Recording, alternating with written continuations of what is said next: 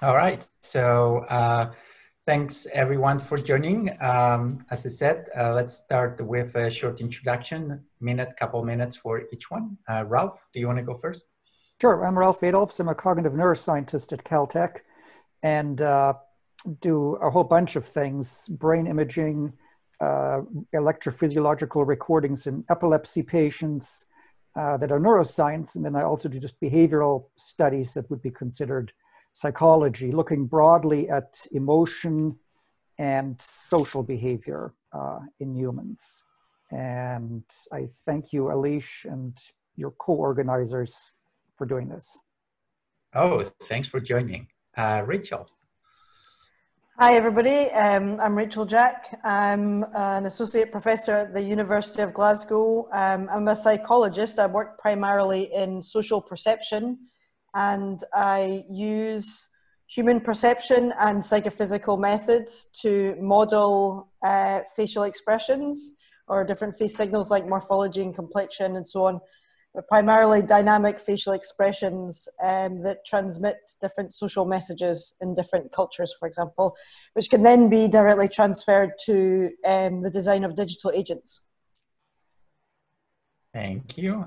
Lisa?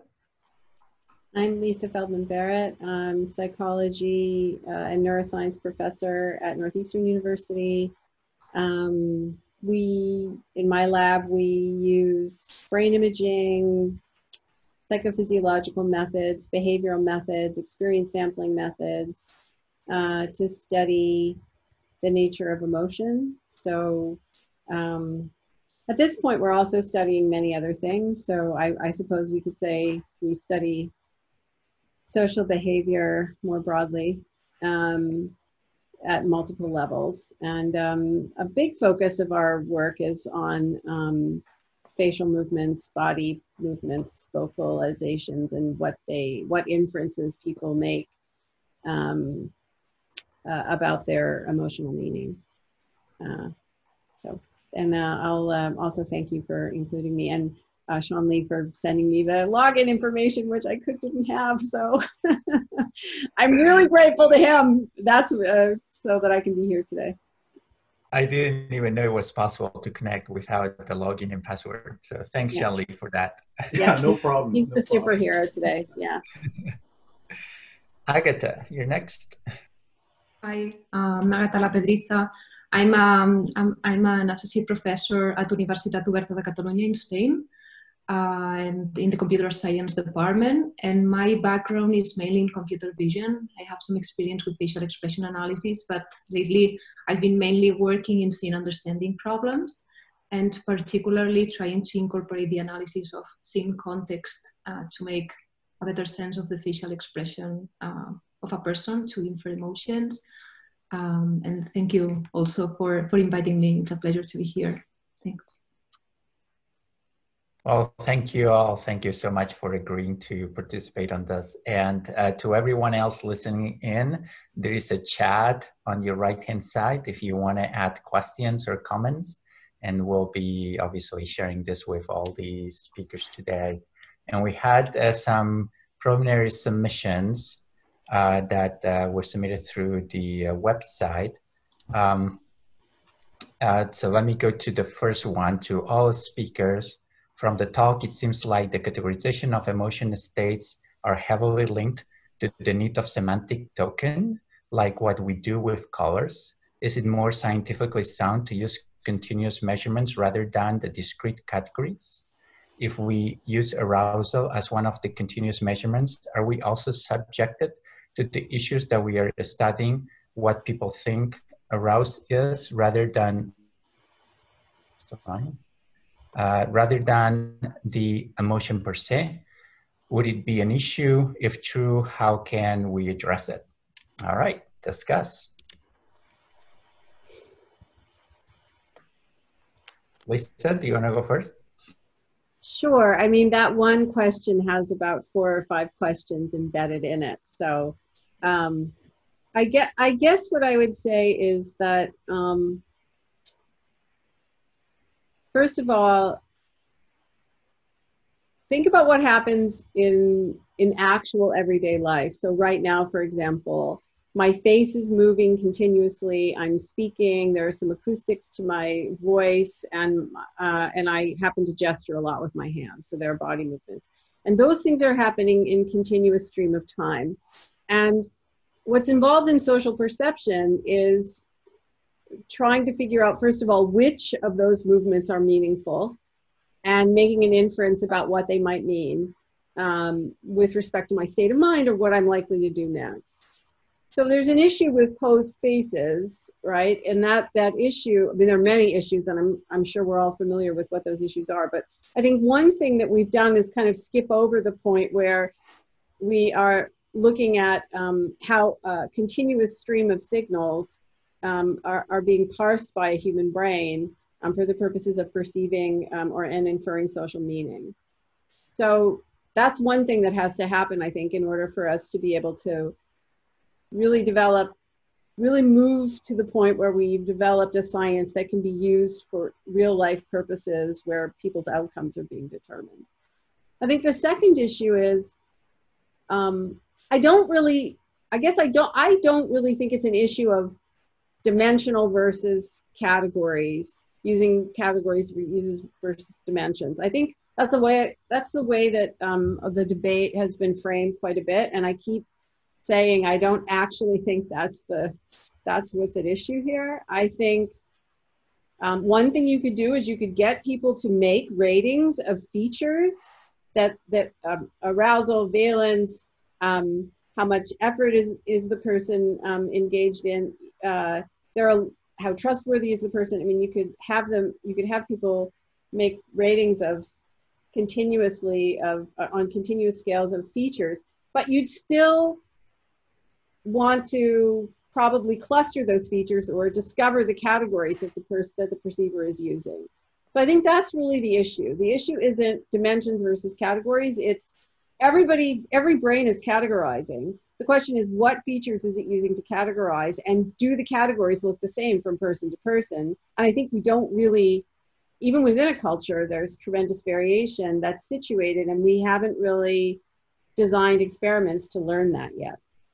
I mean, some of us are trying, but I think that's really where the field needs to go. Yeah, excellent. I couldn't agree more with these points. I'd like to add to this. I was watching Agata's talk earlier this morning. I know it's not until the afternoon, but this is the advantage of having them online. You can watch them whenever you want. And I thought it was fantastic, some of the points that she makes in her talk when she discusses two different things that we can model in AI, computer vision. One is, what is the perception that you as an individual have of someone else's behavior? And the other one is, what is that person really experiencing, right? And we have to understand, I think, that, as Lisa was saying, categorization is something that the human mind does constantly all the time. So obviously we do categorize what other people are doing, and this is based on a variety of concepts and features and culture norms that the invited speakers have discussed in their talks today. But also that the second point that Agata was making in her talk, what is the actual experience that that person is feeling right now, that is completely unknown, and it will remain unknown forever. And I want to emphasize, maybe some of you will disagree with me, so let me know. I want to emphasize, not only is it known to the observer, in many instances, it's unknown to the actual person experiencing this. Because as James used to say, famous psychologist, right, the interpretation that we make of our own sensory systems is one thing, the actual underlying event or cognitive functions is another. So it's almost impossible for us to know what the emotion of a person is, what they're experiencing, because even if we ask them, we're going to get the subjective interpretation of that. Anyone wants to elaborate more or make some other points?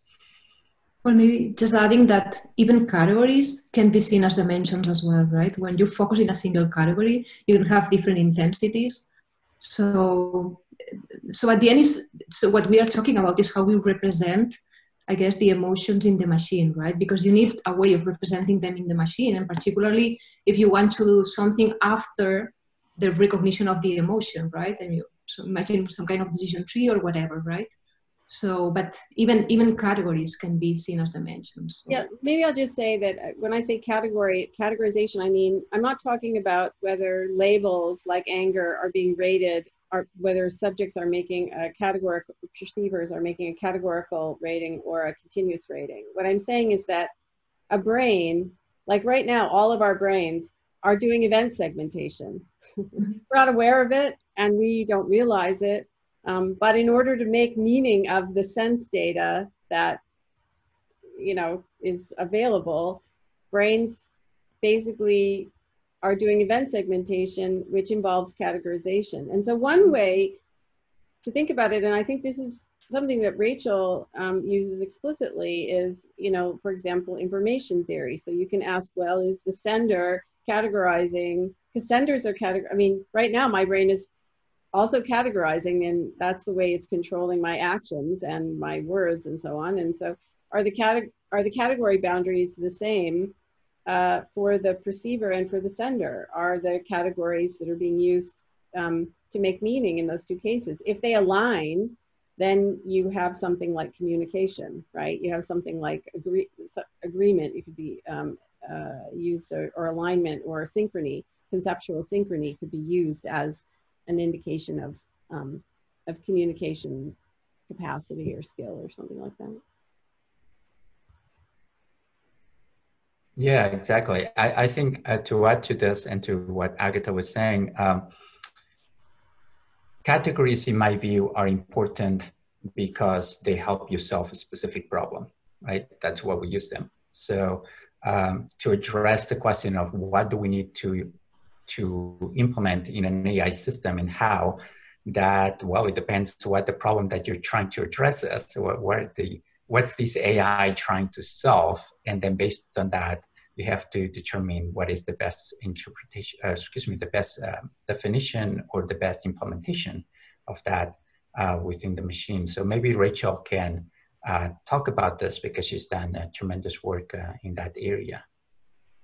Yeah, so to add to what you're saying, I think, Aleix, you raise a really good point, and that's really about the task at hand. What do you need for the task at hand? And also in terms, in that sense, then what information is needed for that task. And so if you think in terms of categories and dimensions and so on, and you know, what was mentioned earlier is that they're often presented as separate or mutually exclusive things, when of course we all know that they're not anyway. And so if you do have that information, both the categorical information and dimensional information, then that can give you more information that's specific to the task, which will lead to more efficient communication and utility of that information. So there can be, of course, certain signals which are inherently you know, high arousal or positive and negative in terms of valence, but when combined together lead to a particular category. So it's more than the sum of its parts, essentially, without losing that dimensional information. So in terms of actually designing technologies, you know, the application and the goal is primary, and how much information does that system need to be able to be efficient and effective in its implementation. Excellent. Ralph, anything you want to add? Yeah, I mean, I think there's two issues that are maybe important to keep apart. One is, so if you're just thinking of, you know, a face, either pixels on a screen or a time series thereof, from which you're trying to classify emotions, the two are whether or not you want to treat these data as discrete or continuous, or whether they're dimensional and categorical in terms of what it is that you want to classify. And I think, you know, there's no black and white answer. To some extent, to a large extent, the issue is practical, which is that it may be simpler to treat something that's actually continuous as being discrete, and something that's actually lives in a high dimensional space as being categorical, or in a lower dimensional space, just because it's easier to deal with. But I guess the view would be that, you know, if you have, so you would have, you know, a dimensional space that in the full case has as many dimensions as there are pixels on the screen, right? But you would reduce it to something, 4 perhaps, or however many dimensions you think there are. And then the question would be, if you visualize that, if you take all the instances, say, of naturally occurring facial expressions or movements, where do they fall in that dimensional space, right? And if they're sort of continuously, homogeneously, isotropically distributed, I think you would end up saying, well, we should probably take a dimensional approach. But if they cluster and you have little groups here and there, then I think that would lead you to think that, well, we should draw boundaries around these and put labels on them and, you know, use a more categorical approach. But I think these two issues are often conflated, discrete versus continuous on the one hand, and dimensional and categorical on the other. All right, thank you, everyone. Let's go to the next question. Do you have any advice on how computer scientists could better operationalize the study of emotion to better capture the contextual relevance and variation? I believe one approach would be to develop context-specific classifiers, for example, emotions associated with watching a sports match. And the other is collecting longitudinal data, potentially from cell phones, but of course, video is hard this way. All right, discuss any comments. So I'll just say that I'm not really sure that it's a classification problem. I think it's a clustering problem, actually. So I think that part of what we have to assume, well, in my lab, I'll just say what we do is we treat this as a category construction problem, not as a classification problem. So to give you an example, I think I talked about one of the studies that we're working on now, a very large scale experience sampling study where we also do physiological recording. And when I say now, I mean now up until March. Although we are looking for ways to continue collecting data remotely. But what we used biologically triggered experience sampling, which means that we use the subject's own physiological signals to trigger experience sampling. And when a trigger would go off, the subjects would make ratings of their experience and provide labels for the experience. And then so we did very deep idiographic data collection on individuals over time.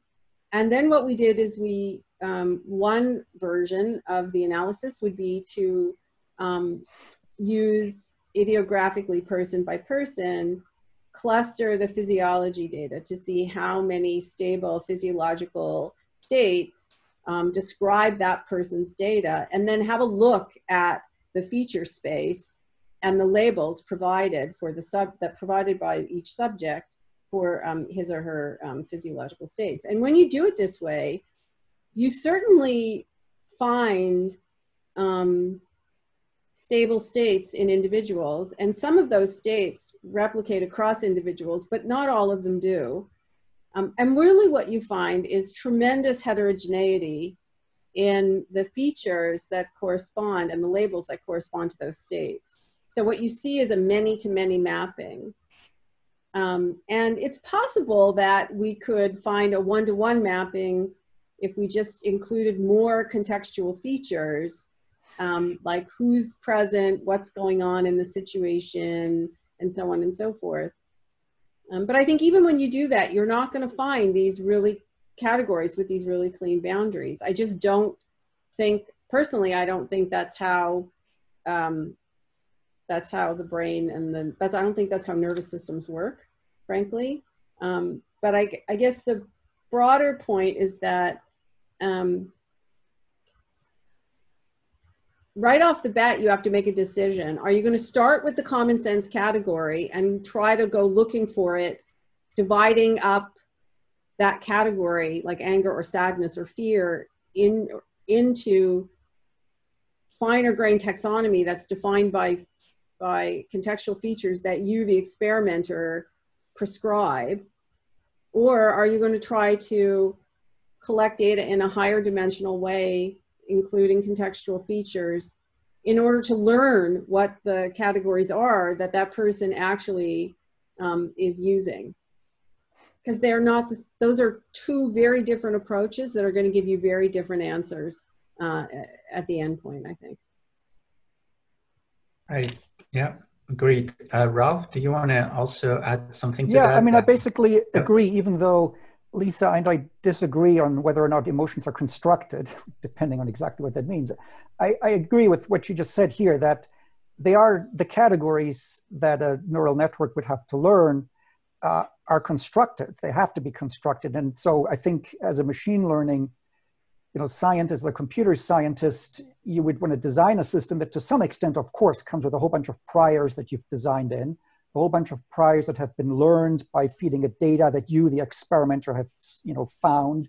But then it needs to learn all the time. And again, depending on what application it is that you're imagining, if you're imagining that the system is interacting with people, it, I think in the ideal case, needs an interactive component where it's picking up information about people's faces and it's getting feedback on whether or not it got it right or not and what the context is. I mean, after all, that's what we do as humans. So I think building in that learning and ideally a truly interactive component to continuously construct what the emotion categories are, or at least refine them, let's put it that way. I think that that will be critical. So in that respect, I agree fully with what Lisa just said. Yeah, and for everyone, I just want to mention that Prof has an amazing book out that I highly recommend, The Neuroscience of Emotion. And actually, there is some information that that's very related to this in the book. So, Racheal, you were going to say? Yeah, so one point I just wanted to add was that context definitely seems to be something that, should be, very seriously considered and explored. And one of the main challenges really is first thinking about what is context, right? And what is context? How do we measure it? How do we measure its contribution to interpretation? And then how do we implement that in technology? So context can be the previous sentence you have just uttered to a stranger. It can also be, a long-term historical context with a person that you know. It can also be the shape of someone's face or their skin color or the weather or the social scenario. And so when we really try to think about... Or the state of your own body as a perceiver. Absolutely. Yeah. So context is really this extremely broad term, which is not to be dismissive, but rather to say, to point out that it's a huge area where we understand that it's very important, but actually trying to navigate that enormous space. If you think of the face as a large space to navigate in terms of all of the movements it can make and, blushing and pallor and sweating and all these other cues that we use. And then you think about context, and that's a huge area really to try to understand, and then combine with things like voice and body and all of these other kind of things. So I think where the lion's share of the work now is really trying to define at least some general boundaries as to what do we consider context and how do we try to measure that. I mean, I think one way to think about it really is that the focal signal is whatever the scientist happens to be interested in, and everything else is context. So if I'm someone who's really interested in the face, then I'm going to define other things as the context. If I'm really interested in the voice, then I'm going to define other things other than the voice as the context. But the fact is that a human brain encodes events. It encodes ensembles of signals. Yeah. And I think, that's it. It's all context, right? Maybe the shape of the face or the color of the face is also context for a particular facial expression, or the youth of the face, or right. plus the rest, right? So there's a bunch of people in these areas who are researching these areas that have already started to fill the gaps, and the gaps that we might not necessarily think about, or where we would think of them, as you say, as context, like everything else is just context. And then trying to bring that together to try to reduce what we, that space into something that we already know, right? Yeah, I also want to add that there is a temporal context and other types of context that Lisa was referring to, on who you are, how you feel, where you're situated in. And to that regard, I want to point you back to Agata's talk today, because she talks about this. She has an amazing experiment that she shows in her talk, where annotators annotate what they think people are expressing in a facial expression or an official configuration rather, but depending on how she shows the image or which sequence the images are shown, the same annotator annotates them differently, right? So the perception of what we think of an emotion depends on what we've seen before. So maybe Agata, you can elaborate a little bit more on that. Yeah, I mean, I definitely agree with all the comments that Racheal, Ralph, and Lisa said. I think it's very complex. So relating what I'm saying with the question that you asked about being specific on the context, I think it can be useful from a computer science perspective to narrow the problem sometimes. So if you want to make a system that understands the facial movements or the body movements in the context of watching sports, for instance, that could be easier because it's more specific, and maybe the movements mean more or less the same for different people in this same context.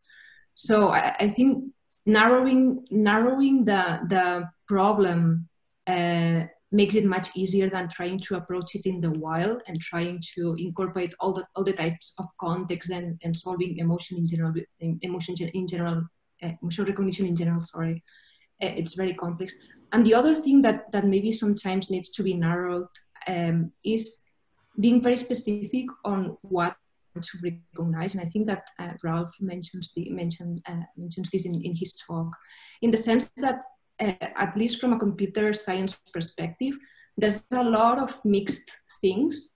So for instance, you can try, so some people think about emotion recognition like trying to recognize the true emotion of the person, but also think of emotion recognition as trying to recognize what the person is trying to express emotionally in an intentional way, in an intentional manner, right? And I think that both of them are fine and interesting, but are different things. And I think it's very important to know exactly what you are doing, and particularly to make sure that then you are applying your model correctly in practice, right? Yeah. I think that's really right. I would also add, though, that you have to remember, too, that the experimental context is a context that's influencing. So you've demonstrated that really nicely, quite deliberately. But I think a lot of people forget the fact that unintentionally they're providing a context for the perceiver. If you give words, or you let the subject free label, so you give them words to make ratings, or you let them free label the images, that's a context. And in fact, that really tremendously changes how people respond, I should add. There's just 25 years of research which demonstrates this to be the case. But also things like in brain imaging studies, if you allow a subject to saccade to an image or an object in the image, even in early visual cortex, the neural responses are different than if you place the image in front of the person. So if there's a self-initiated movement to the image versus the image is passively viewed, in early visual cortex, in V1, you see differences in response. That's a context also. I mean, it's a neural context that you're creating by virtue of how you've set up your experiment that could result in different observations. All right, thanks. Let's move on to the next question. There's actually a number of questions that I've received that are basically grouped together into a single topic, which is, I could summarize this in two parts. What are the applications then of all this technology? If we can detect some sort of emotion, which is not true, we cannot, but if we could, is that something that we should do? Is that ethical? And the third component of that is with the new, with what's happened recently, actually this very past week, with Microsoft, IBM, and Amazon deciding to not sell face recognition systems for at least a period of time, if not indefinitely. where are these technologies going to be in the future? Agata, you're the computer scientist. So these were a lot of questions. Okay, so in terms of the applications, I mean, these technologies can be applied to a lot of fields, like in medicine, for instance, for monitoring or patients with some mental disorders, or and then I see them applied. I mean, I see them in the future applied in education for sure. I mean, we have we are seeing more online education, particularly these times with COVID.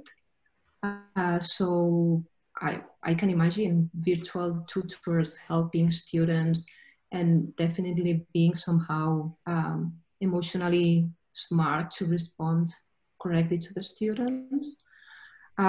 So I think there's a variety of applications, but right now emotion recognition, I think we all agree that it's not working. I mean, in the wild, it's not working. So these are like the applications we might have in the future. In terms of the ethical aspects, again, it depends on the application. So I completely see some situations where people do not want to be monitored in terms of emotions.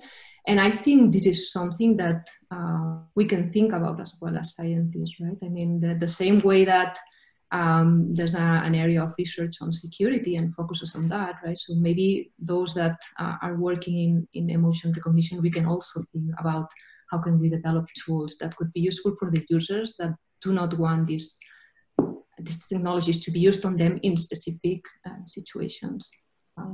Yeah, I think there are some thoughts. No, great, fantastic. I think I'll add a couple of comments on this. I think that anything has to be with social robotics and social interactions. Obviously, when we interact with each other, we humans, we like to see our faces. That's why we use video chatting, right? I think that technology at some point should have that if we want to make it more human-like. But having said that, obviously, identifies, as we've already discussed in this session, and you've seen in Lisa's talk and Ralph's talk and Racheal's talk, the detection of the emotion of the expressor is impossible because you just can't. This is an unknowable function that sometimes not even the expressor really knows. However, there are a lot of signals, as Racheal's and Ralph's research shows, that the expressor sends you to communicate non-verbally. So this is part of the non-verbal communication, right? So in this workshop specifically, we had the 2020 challenge on EmotionNet, which involved the detection of the facial muscle articulations called action units.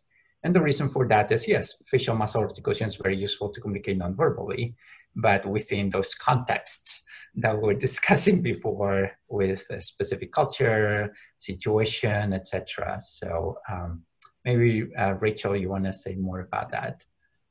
Yes, I actually had a comment which is maybe not necessarily what you were thinking of, but it's thinking about the applications, some of the ethical issues, because a lot of the ethical issues are related to privacy. It's to do with human ethics, essentially.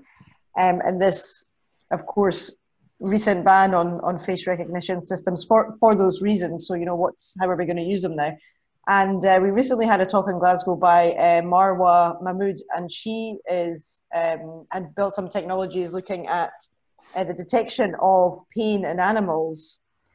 And immediately, of course, a number of ethical and practical considerations kind of go out the window, assuming that there's low levels of deceit in animals in expressing things like pain. And that was a very clear and successful application of automatic detection of pain in animals, where a human would have to be trained to detect those features and have to be at close range to also detect those features as well. And it was actually a pretty good system. I'm not really sure how they figure out the hits and false alarms, but I guess that's for another discussion. So I guess that in general, in this field in general of automatic detection of face movements, which are often taxonomized in the same way, whether it's a human or if it's other animals, using very much the same system, same technology, has a range of really, really great applications.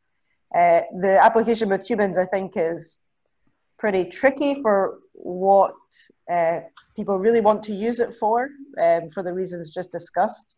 And Aleix, I think that, as you mentioned, that when you have an agent which is, you know, specifically designed to interact with humans, we would probably expect that agent to be able to generate, you know, realistic kind of meaningful facial expressions which represent a range of different social messages rather than just sort of happy and sad, but also be able to detect and accurately interpret signals coming back. And of course, you would have a sort of shared agreement, obviously, or a way of interacting with this agent where you're able to send nonverbal signals in the same way it would be voice activated. It can be activated with nonverbal signals and so on. And then even just the challenges of detecting those signals at different viewing distances and with occlusion, et cetera, and individual differences is a challenge, I think, in itself, but one where the applications are pretty clear, I think. Yeah, thanks. Thanks for that, Racheal. I completely agree. Another application that I think I do want to mention is there are a tremendous amount of applications of this technology into the cognitive sciences and neurosciences. So I would encourage many of you who are interested in this area to keep developing this. There are development psychologists, neuroscientists, cognitive neuroscientists, etc., that are really interested in having access to that technology so they can analyze tons of data. Lisa, you were going to say. I was going to say, I really think there are sort of two different ethical challenges here. I think one ethical challenge is something we can do something about right now, which is that we should not be applying stereotypes to people. We should not be applying Western stereotypes or any cultural stereotype to people. So my understanding, I'm not the computer scientist here, right? So I'm not an expert in computer vision, but I've learned from some of the best, Aleix. And my understanding is that, you know, under ideal viewing conditions, computer vision software is pretty good at detecting movements, but not what those movements mean. So I think right off the bat, we here should stop talking about emotion recognition as the whole shebang, because some of it involves detecting movement and some of it involves inferring the meaning of those movements. And I think algorithms are under ideal conditions really good at one thing, not so good at the other. And the danger comes in assuming that the signals mean the same thing for every person.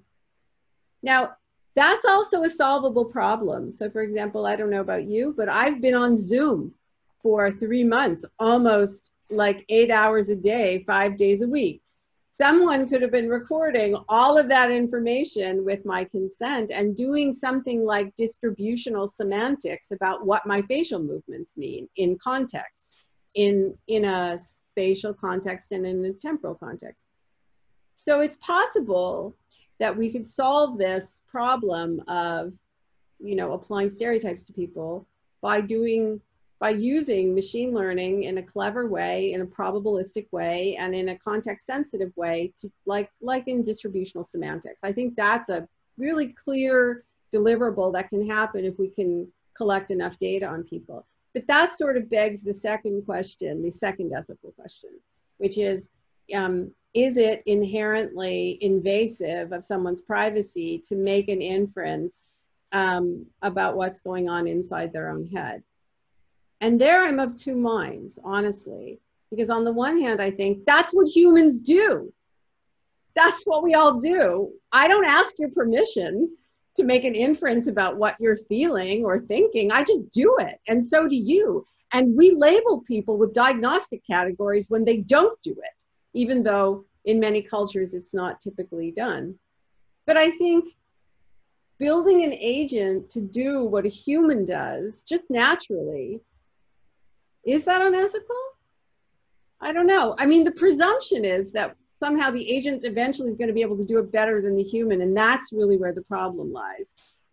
And I guess from my perspective, I just think this, that my husband is a computer scientist, and he was telling me the other day that he read an article about inventions and innovations, and how once you make an innovation, you've lost control of it. You have no control over what people do with it. They can do something useful or they can do something nefarious. So I think the real question for ethics should be about the people who are going to use the software, not about the people who are going to develop it. Because we're just developing what, I mean, well, that's, well, I could also argue the other view, but like I said, I'm of two minds. I just think that partly it's not about development, it's about use and how it's used. I think it's both.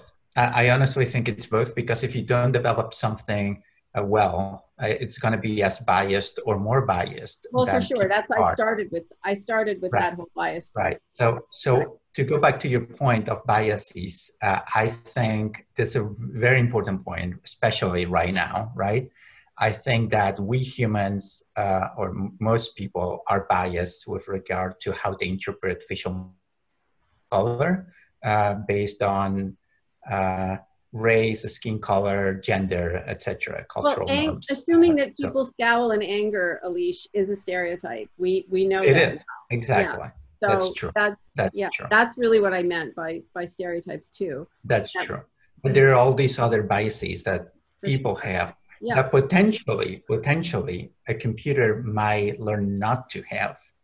Right? Because it can analyze things in a more neutral way, but we haven't figured it out yet how to do that, because when we design technology, we design it with our biases. Yeah, and we give it training data with our biases, exactly. Exactly. So well, we can also use the training data to understand our biases best, right? Because when we have a lot of data, modeling this data can be useful to understand the biases, but we need to be careful of not using this data to create biased models, right? Yeah, that's right. That's very true. All right. Ralph, do you want to add something to this discussion? Well, it seems to be 12:15 or 16. So I guess we can I agree with everybody. One sentence. I think the one good thing we can do is to educate everybody about these issues, as we've done here. So thanks, Aleix. Indeed. Oh, thank you. Yeah. If you all have 5 more minutes, there are lots of other questions. I'll probably select a couple more and we'll go quickly. So there is actually one that just came in chat that I thought was timely and interesting. Is there anything that this technology can help us with the COVID-19 situation that we find ourselves in? It's made obsolete. It's made obsolete by the fact that people are wearing face masks. Yes. Well, not if you use infrared cameras. I mean, I think, I was sort of joking, but only sort of joking, right? So one problem, this certainly isn't helpful with COVID-19 specifically, but it's helpful about dealing with the fallout of COVID-19, which is this. It's very difficult. It's better to see people's faces than to not see people's faces, but it's very hard to track, 25 screens and make inferences about what's going on. It's really hard on people, and it's tiring, and there are technological solutions to that. Something like what I just suggested, which would require, collecting a lot of data on people and doing distributional semantics about the probability of certain meanings of certain facial expressions, or something that helps better track eye gaze so that people are better able to connect with each other online. But as far as the symptoms of COVID-19, I think I don't personally know how, face mask or no face mask, I don't really know how this technology would be helpful, really. How about anything related to the study of emotion on, how people can cope, I guess, with the situation we find ourselves in mostly indoors, away from human-to-human communication other than video chatting? Well, I think it's really important that people understand that, you know, social isolation is a double-edged sword for us. On the one hand, social distancing really is the primary way, in the absence of, you know, I mean, I'm just saying what everybody knows, you know, that in the absence of a vaccine, social distancing is really our main tool, along with masks and so on. The problem, of course, is that we're social animals, and we are, evolutionarily speaking, social animals. We regulate each other's nervous systems, and we require that. That's expectable input by the brain, by a human brain. And when we don't have it, it's like a little metabolic tax that we pay every single time we are feeling lonely. And loneliness and social isolation are two big factors that not only increase the likelihood that you'll develop symptoms if you're exposed to a virus, it actually also increases it actually speeds death by about somewhere between 4 and 7 years, actually, if you believe the meta-analyses. So it's really important to find ways to, I'm just saying what's obvious, but I don't know that everyone knows how biologically necessary it is, that people find ways to socially connect, whatever that means for them, so that they don't subjectively feel lonely. Because I think the biological evidence is super clear on this point. You know, I think you could turn the question around. I can't think of too much that the work that we do can contribute to COVID, at least from facial expressions, but I think COVID can tremendously help our work. Like if you think about it right now, you're recording a Zoom that has a whole bunch of video feeds. I would expect somebody smart at Zoom might develop something where every time anybody uses Zoom, a window pops up and says, do you agree to have this recorded for research purposes? We're building a database. If you click yes, every single Zoom will be recorded. And there's lots of good data to mine. So maybe somebody could think of doing that. That's a fantastic idea. There was a question earlier, what are things that computer scientists can do, right? What are projects that people can work on? Well, that is the perfect project. There is nothing in science without data. And I think that this idea of creating a huge database of video chat or Zoom and other sources would be fantastic. So please, people, go out there, collect millions of hours of data for us, and we'll analyze it. I wanted to ask Ralph also what do you think this is going to influence in, or what you expect or hope that computer vision can do for neuroscience, maybe even psychopathologists and the study of emotion? Like you said earlier, you know, you briefly mentioned it, and I think in our talks, none of us spoke much about the brain, but there are neuroscience data, and probably the most relevant ones are, work like people like Jim DiCarlo at MIT and others do, where it turns out that for object recognition, including faces, there is, to my mind, a surprisingly degree of similarity between the stages in the brain at which visual information is processed and the stages that you would find in various layers of a neural network that's trained. And people are, using, it's going both ways. So people are using the artificial neural networks, for instance, to design synthetic stimuli that can make brain responses, even of single cells in monkeys, go in a certain direction. Or they're using the human data from fMRI or single unit recordings in monkeys to inform network architectures in artificial systems. So it's actually pretty surprising and a very rich field where a bunch of people are working on it and asking questions. What is it that you could do if you have a recurrent network that you can't do with a feed-forward network and so forth? And the neuroscience data actually gives us some insight there, broadly for object recognition, but it applies to faces as well. So I think it's actually a very exciting time because all of these papers are quite new, and there's a really rich intersection between object recognition from cognitive neuroscience and what it is that's represented at various stages in the layers of an artificial neural network. Yeah, on this topic, I'm really interested if you can give us more feedback on top-down processes, because it seems computer vision AI has always been involved in this feed-forward model of bottom-up vision, but there is much more in the brain that goes top-down rather than bottom-up. So if you can speak to that, that'd be great. Yeah, no, I mean, that's absolutely true. And so this guy that I mentioned, that I alluded to, Jim DiCarlo, did have a paper, I think in Nature Neuroscience, like in the last year, where he actually looked at this question, and he asked, are there images that can be classified better, where we have more accurate responses in the brain of a monkey due to hypothesized top-down information than in a purely feed-forward network, and actually found evidence for this. But this field has a big history, and it's kind of like the question of what's sleep and dreaming good for. There's massive amounts of feedback everywhere in the brain, and its role is vague.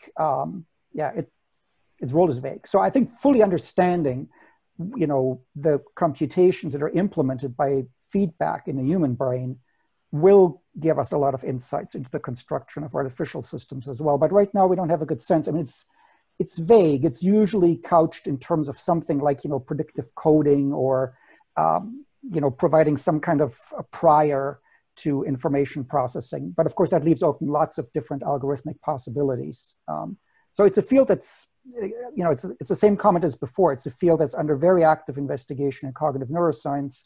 And I think we can learn a lot from cognitive neuroscience in designing synthetic systems from it, but it's still very much in progress. All right, thanks, Ralph, and thank you everyone for joining us. We went a little over time, but I hope that the discussion was useful to everyone. Any final comments from the panel? Just thank you, Aleix, for organizing. Yeah, indeed. Oh, of course. Well, thanks for agreeing to join us. All right, everyone. We have a lunch break now, and this afternoon we have many other talks, including Agata's keynote, and then we have the presenters of the 3 top winners of the Emotion Edge Challenge. So please join us for that. And then later in the afternoon, we also have the 3 papers from that were selected from, I forget, 9, 10, 12 submissions that we received, maybe a little more. Anyways, hopefully you can join us.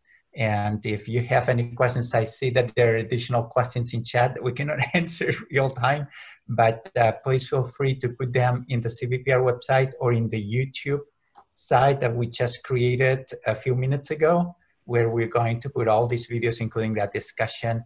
And hopefully there's a place that we can keep that discussion going today and after the workshop. Thank you, and stay safe. Thank you very much. Bye. Thank you. Thanks, everybody. Bye. Bye. Bye. Bye, thanks.